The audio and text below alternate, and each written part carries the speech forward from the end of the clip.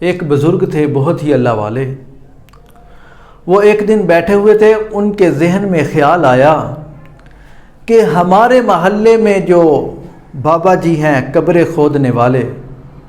ان کی زندگی گزری ہے قبرستان میں۔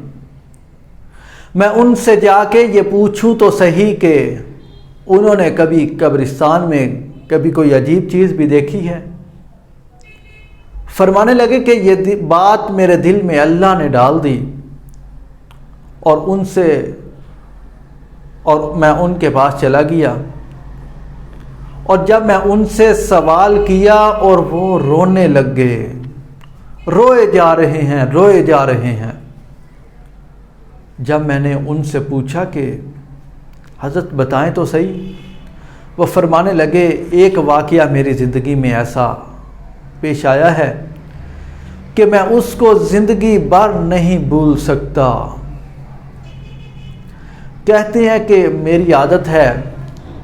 میرا یہ پیشہ ہے کہ میں قبریں کھودتا ہوں، اور میری عادت ہے کہ میں 2-3 قبریں تیار رکھتا ہوں تاکہ کوئی خریدنے والا آئے تو مجھے پریشانی نہ ہو، اور میں 2-3 قبریں کھودنے کے بعد پھر میں آرام کر لیتا ہوں۔ کہتے ہیں کہ ایک دن ایسے ہی میں 2 قبریں کھود چکا تھا، اور تیسری قبر کھود رہا تھا تو اس قبر سے تپش شروع ہو گئی۔ کہتے ہیں کہ میں باہر نکلا، اور ساتھ ہی اس قبر کے ایک جالی تھی، میں نے اس پہ کپڑا ڈانپ دیا، اور جیسے ویسے میں نے اس قبر کو بھی مکمل کر دیا، اور اس کو مکمل کر کے میں اسی کے پاس ایک درخت کے نیچے چھاؤں پہ بیٹھ گیا، اور آسمان سے 2 فرشتے اترتے ہیں نورانی سواری پر،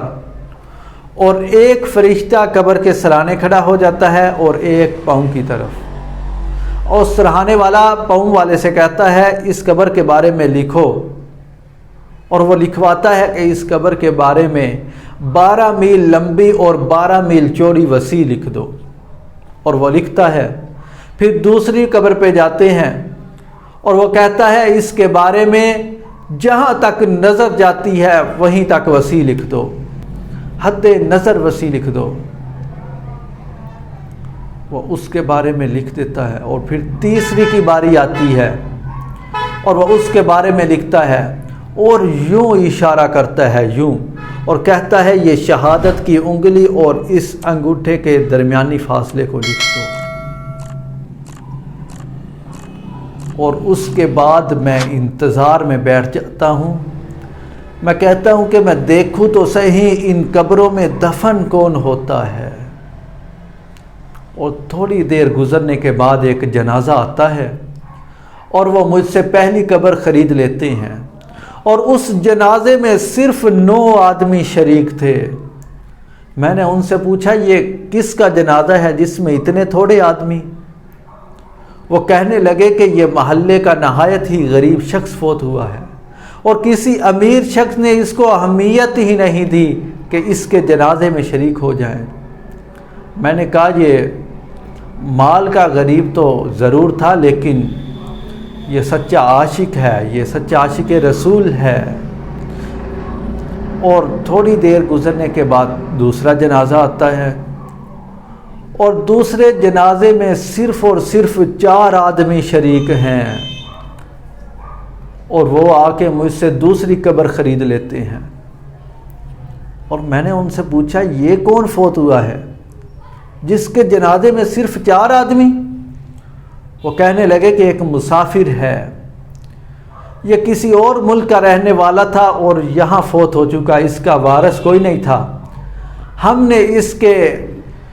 کفن دفن کا چندہ اکٹھا کیا اور اس کے کفن دفن کا انتظام کر لیا، اور اسی چندے سے اس قبر کی اجرت بھی آپ کو دے دی۔ اس نے ان کی اجرت واپس کر دی، اور کہا کہ یہ